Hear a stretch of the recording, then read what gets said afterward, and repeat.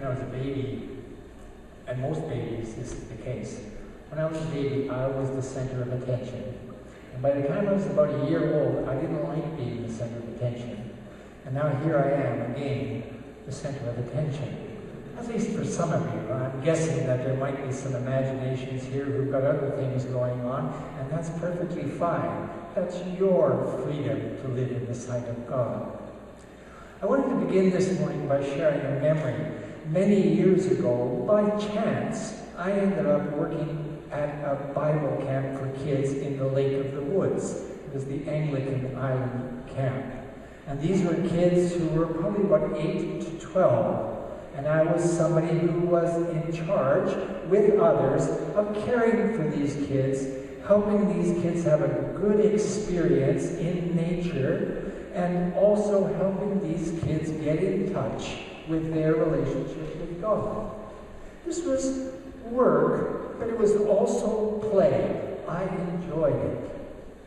One of my favorite things was something that nobody else in the camp observed, at least not that I knew about. Sometimes, in the middle of the night, when I couldn't quite sleep deeply, I would get up, go down to the beach, get in the canoe, take the canoe out into the middle of the lake, and just sit there. One night was marvelous. I took the canoe. The water was just calm as glass. It was like I was in a dream of some kind. And I paddled out into the middle of the lake, and I put the paddle in the canoe, and I sat there quietly, and there was a bright, full moon up in the sky. And that bright, full moon was reflected in the water. The stars were everywhere, and the stars were reflected in the water. I felt as though I was existing for just a few moments at the very center of God's living Word. God created nature as the place for us to live as human beings. And on that night, nature blessed me so richly that today I'm still thinking about it. And I'm guessing that when I'm an old man sitting in the old folks' home in the corner, and somebody pokes me, I might say, "Oh, did I ever tell you about the time?" Memories are important. And I think each of you in some way has had a memory where nature has spoken to you with a clarity that has inspired and encouraged you. It might be a sunrise. It might be a daffodil growing through the cracks in the concrete. It might be a bumblebee buzzing by. But sometime nature has reached out, touched you, and blessed you. And I'd like to make it clear that God created the heavens and the earth as the place for us to be, even though we decided we'd like to do our own thing. Now the psalm is about longing. It's about an appeal. Dear God, send your grace. That is to say, move among us in such a way that our eyes and ears are opened and that our understanding is made clear, that we realize who we are in nature, that we are a part of it. We are asking God in this psalm to be blessed by God's grace. That is to say, to be strengthened within, to let that inner life be nourished. And that inner life is nourished by our experience with the outer world. But sometimes we find that the outer world is getting so confusing, so disorganized, so conflicted, and we get distracted from the reality of God's presence within us. I encourage you, when life seems overwhelming, pause. Ask God to let you remember that life is good, and strengthen that memory within you. And in this way, you will become part of God's creation, part of God's work to bless all people everywhere. Now, the first John text is about Jesus walking about. Jesus is walking about in the streets of the city. Jesus is walking about and he's noticing things that other people don't notice.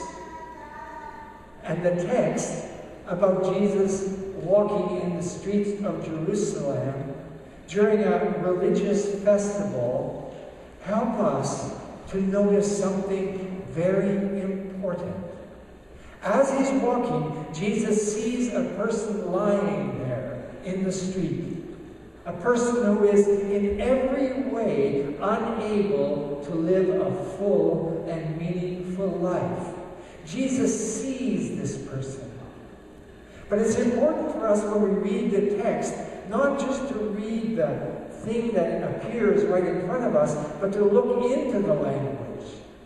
And part of the language of the text tells us that there was religion going on everywhere in the city. It was a festival. Everybody was noticing the things that were going on in the temple. Everybody was noticing the things the priests were saying. Jesus noticed the person lying helpless in the street. And Jesus stopped, and he reached out his hand to that person. And he helped that person rise up.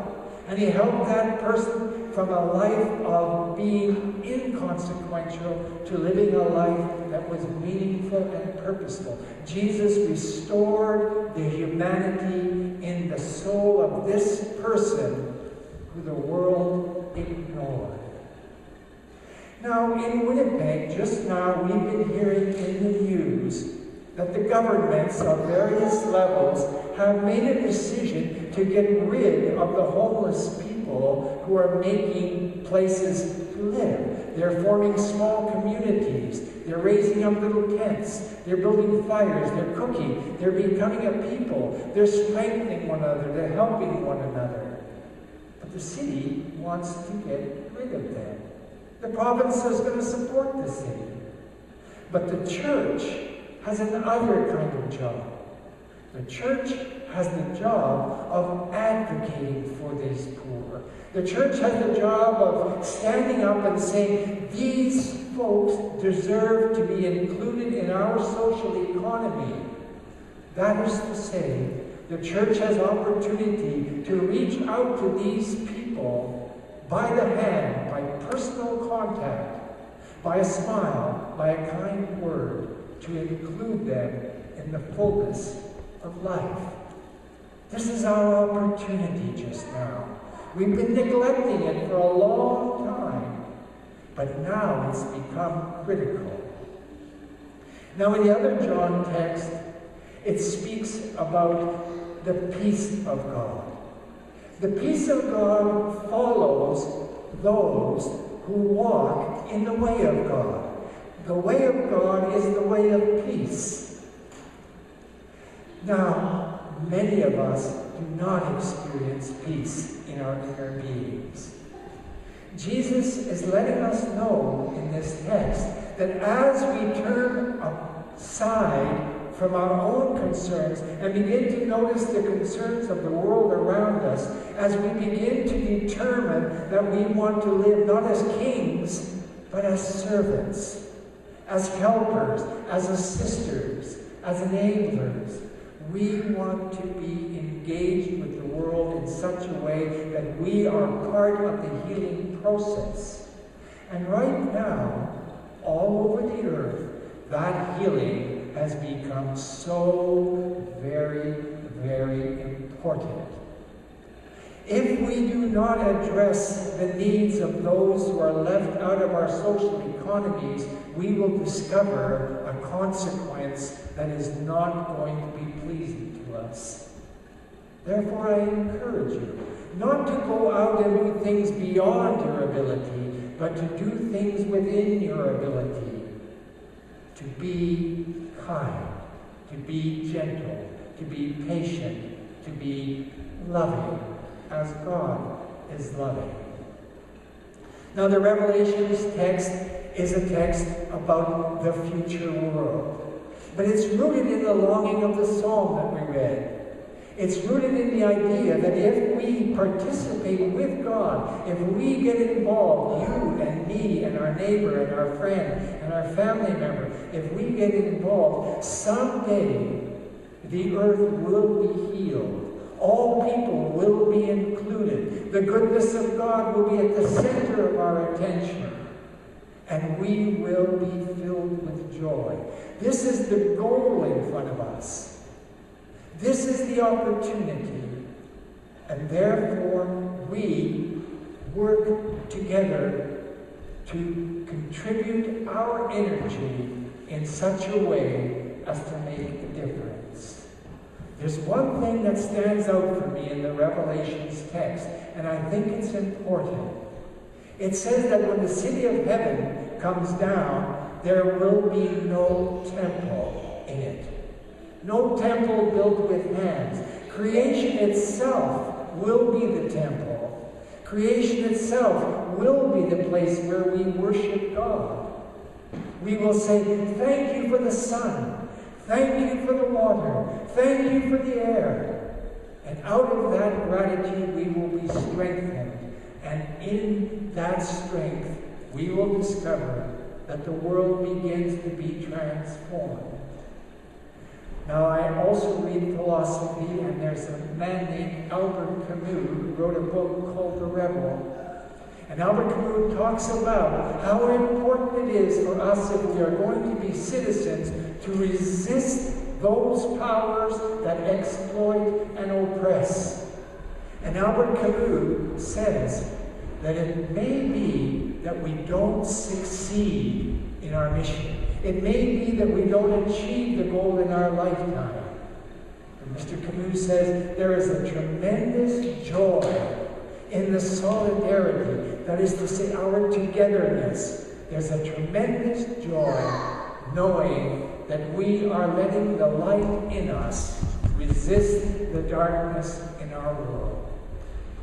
And I was talking with a young dad yesterday who wanted to have his son baptized, and we got to talking about the little song we sang in church when we were kids.